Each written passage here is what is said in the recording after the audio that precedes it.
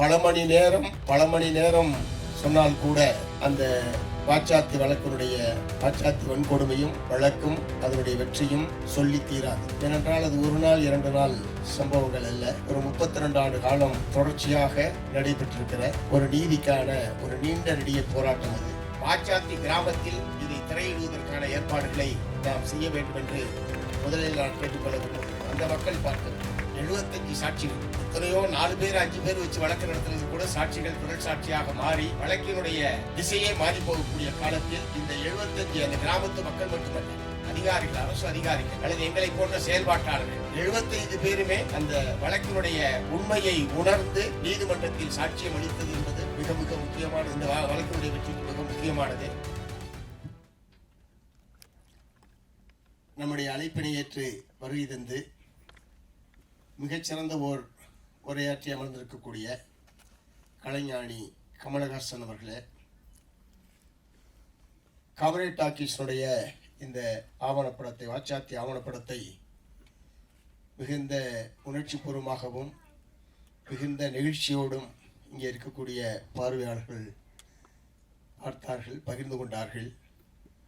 உண்மையிலேயே நம்முடைய காமரேட் டாக்கீஸுடைய அந்த குழு மிக நேர்த்தியாகவும் ஒரு 40 நிமிடத்திற்குள் ஒரு 30 ஆண்டு கால பாச்சாத்தி வன்கொடுமை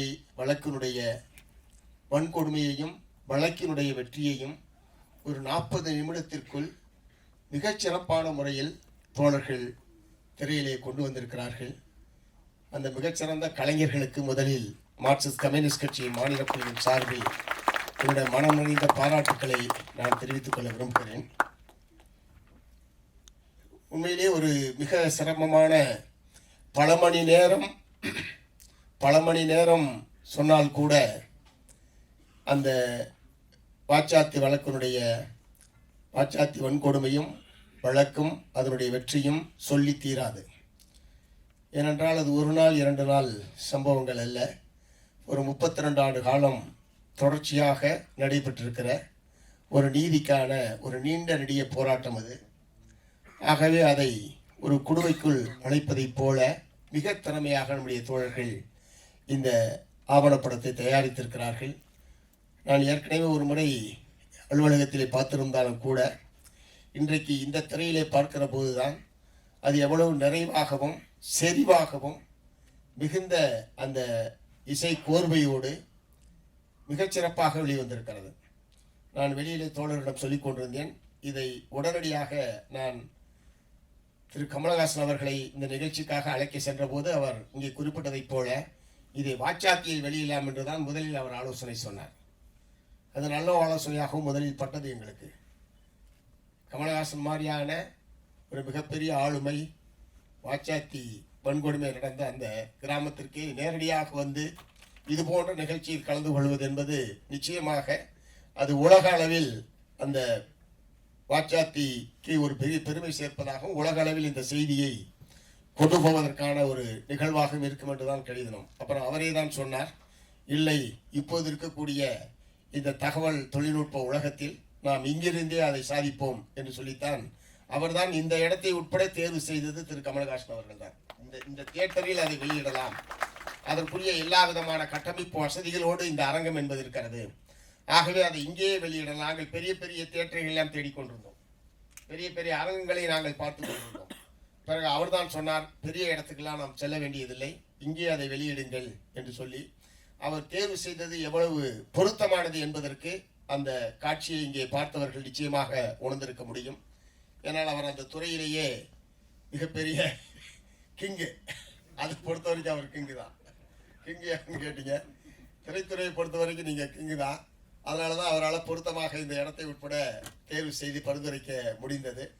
அந்த வகையில் நம்முடைய திரு கமலஹாசன் அவர்கள் குறிப்பிட்டதைப் போல ஒரு நீண்ட நெடிய நீதிக்கான போராட்டத்தை மக்கள் மத்தியிலே கொண்டு போய் சேர்ப்பதற்கான முறையில் இந்த ஒரு குறுகிய ஒரு நேரத்திற்குள் அனைத்தையும் சொல்லக்கூடிய வகையில் அது மிக திறமையாக தயாரிக்கப்பட்டிருக்கிறது. உடனடியாக அது எவ்வளவு விரைவாக முடியுமோ அவ்வளவு விரைவாக வாச்சாத்தி கிராமத்தில் இதை திரையிடுவதற்கான ஏற்பாடுகளை நாம் செய்ய வேண்டும் என்று முதலில் நான் கேட்டுக்கொள்ள விரும்புகிறேன். அந்த மக்கள் பார்க்க வேண்டும். இங்கே வந்திருப்பவர்கள் ஒரு குறிப்பிட்ட எண்ணிக்கையில் இருக்கக்கூடிய மக்கள் மட்டும்தான் வந்திருக்கிறார்கள். ஆனால் பாதிக்கப்பட்டது கிராமத்தை சார்ந்த அனைத்து மக்களும். பாதிக்கப்படாதவர்கள் என்று அந்த கிராமத்தில் யாருமே கிடையாது. ஒவ்வொருவருக்கும் வெவ்வேறு வகையான பாதிப்புகள் இருக்கலாமே தவிர பாதிக்கப்படாதவர்கள் என்று யாருமே கிடையாது. ஒருவேளை சம்பவம் நடந்த அன்று ஊரில் இல்லாமல் யாராவது வெளியில் சென்றிருந்தால் அவர்கள் தப்பித்திருக்கலாமே தவிர மற்றபடி அன்றைக்கு கிராமத்தில் இருந்த 600 பேருமே பாதிக்கப்பட்டவர்கள் தான். அந்த வகையில் இந்த ஆவணப்படத்தை வாச்சாத்தி கிராமத்தில் நாம் திரையிடுவது என்பது விரைவாக செய்ய வேண்டும். ஏனென்று சொன்னால் தேர்தல் அறிவித்து விட்டால் இதை வெளியிட முடியாது. படத்தை பார்த்தவர்களுக்கு தெரியும். ஆகவே இது அதிமுக திமுக அன்றைக்கு நடந்த கொடுமைகள்லாம் வருகிற போது தேர்தல் ஆணையத்தின் பர்மிஷன் வாங்கிறதுக்குள்ள தேர்தலே முடிஞ்சிடும். பர்மிஷன் வாங்கி நம்ம போடுறதுக்குள்ள தேர்தலே முடிஞ்சிடும். அதனால தேர்தல் அறிவிப்புக்கு முன்பாகவே இதை வாச்சாத்தி கிராமத்தில் திரையிடுவது என்பது ரொம்ப ரொம்ப அவசியமான ஒன்று என்பதை முதலில் நான் சொல்ல விரும்புகிறேன். இதனுடைய வெற்றிக்கு இங்கே வந்திருக்கக்கூடிய வாச்சாத்தி மக்கள் தான் அடிப்படை. அவர்கள் இல்லை என்றால் இந்த வழக்கினுடைய வெற்றி கிடையாது, இந்த நீதி என்பது கிடையாது. தோழர் சம்கிராஜ் அவர்கள் அந்த ஆவணப்படத்திலே சொல்வதைப் போல 75 சாட்சிகள், எத்தனையோ 4 பேர் 5 பேர் வச்சு வழக்கு நடத்துறது கூட சாட்சிகள் பிறல் சாட்சியாக மாறி வழக்கினுடைய திசையே மாறி போகக்கூடிய காலத்தில் இந்த 75 அந்த கிராமத்து மக்கள் மட்டுமல்ல, அதிகாரிகள், அரசு அதிகாரிகள் அல்லது எங்களை போன்ற செயல்பாட்டாளர்கள் 75 பேருமே அந்த வழக்கினுடைய உண்மையை உணர்ந்து நீதிமன்றத்தில் சாட்சியம் அளித்தது என்பது மிக மிக முக்கியமான, இந்த வழக்கினுடைய வெற்றிக்கு மிக முக்கியமானது. அதைவிட முக்கியமானது ஆளுங்கட்சியினுடைய அடாவடித்தனம், ஆசை வார்த்தைகள், சாம பேத தான தண்டம் என்று சொல்வார்கள். இப்படி எல்லா வகையிலும் அந்த மக்களை பயன்படுத்துவதற்கு அல்லது அச்சுறுத்துவதற்கு ஆளுங்கட்சி அன்றைக்கு முயற்சித்த போதும் அதை பற்றி எல்லாம் கடுகளும் கவலைப்படாமல் கம்யூனிஸ்ட் கட்சி நமக்காக வந்திருக்கிறது, அந்த கட்சிக்காக நாம் இருக்க வேண்டும் என்கிற உறுதியோடு கடைசி வரைக்கும் பயப்படாமல், அச்சப்படாமல், ஆசை வார்த்தைகளுக்கு மயங்காமல் அந்த கிராம மக்கள் ஒட்டுமொத்த கிராமமும் இந்த வழக்கினுடைய வெற்றிக்காக தங்களை அர்ப்பணித்துக் கொண்டிருக்கிறார்கள்.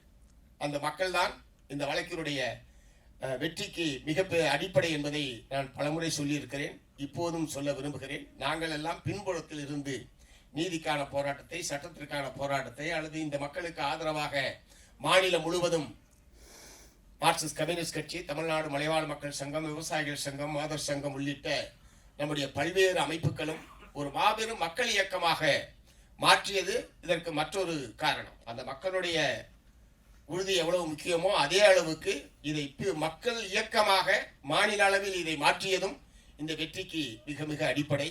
அதுவும் அன்றைக்கு இருந்த அதிமுக ஆட்சியை எதிர்த்து இத்தகைய போராட்டத்தை நடத்துவது என்பது அவ்வளவு சுலபமானதல்ல. 91-95 ஆட்சி காலத்தை, அந்த காலத்தில் நடந்த சம்பவங்களை எல்லாம் நம் திரை முன்னால் கொண்டு வந்தால் அது எவ்வளவு கொடூரமானதாகவும் ஒரு சர்வாதிகாரத்தனமான ஆட்சியாகவும் இருந்தது என்பதை நாம் கவனத்தில் கொண்டால் இந்த போராட்டம் என்பது ஆளுங்கட்சியை எதிர்த்து, ஆளுகிற அரசாங்கத்தை எதிர்த்து ஒரு கிராம மக்கள் மார்க்சிஸ்ட் கம்யூனிஸ்ட் கட்சியினுடைய துணையோடு நடத்தி வெற்றி கண்டிருக்கிறார்கள் என்பதுதான் அது முக்கியம். ஏதோ ஒரு கிரிமினல் வழக்கு, ஏதோ ஒரு போலீஸ் தாக்குதல், ஏதோ ஒரு வனத்துறை தாக்குதல் என்கிற முறையில் இதை பார்க்க முடியாது. ஆளுகிற அரசாங்கத்திற்கும் வாச்சாத்தி கிராம மக்களுக்கும், ஆளுகிற அரசாங்கத்திற்கும் மார்க்சிஸ்ட் கம்யூனிஸ்ட் கட்சிக்கும் இடையில் நடந்த மாபெரும் போராட்டம் தான் வாச்சாத்தி வழக்கு, வாச்சாத்தி வெற்றி. அந்த வகையில் தமிழகத்தில் நடைபெற்ற மனித உரிமையை பாதுகாப்பதற்கான எத்தனையோ போராட்டங்கள் நடைபெற்றிருக்கிறது. நிறைய போராட்டங்களில் நம்முடைய கட்சியும் நம்முடைய அமைப்புகளும் தலையிட்டிருக்கிறது. அது எல்லாவற்றிலும் மகுடம் வைத்ததை போன்றது வாச்சாத்தி வழக்கினுடைய வெற்றி. அந்த வகையில் இதை மக்களிடம் கொண்டு போய் சேர்ப்போம். மக்களிடம் கொண்டு போய் சேர்ப்பதன் மூலமாக மார்க்சிஸ்ட் கம்யூனிஸ்ட் கட்சிக்கு பெருமை சேர்ப்பதற்காக அல்ல, மனித உரிமைகள் மீறப்படுகிற போது மனித உரிமைகளை காப்பதற்காக மக்கள் முன்வர வேண்டும், மக்கள் அதற்கு ஆதரவாக நிற்க வேண்டும் என்கிற உணர்வை தமிழ்நாட்டு மக்கள் மத்தியில் உருவாக்குவதற்கான ஒரு உந்து சக்தியாக இந்த ஆவணப்படம் அமைய வேண்டும். அதற்காக மக்களிடையே கொண்டு செல்வோம் என்று கூறி வாய்ப்புக்கு நன்றி கூறி நிறைவு செய்கிறேன்.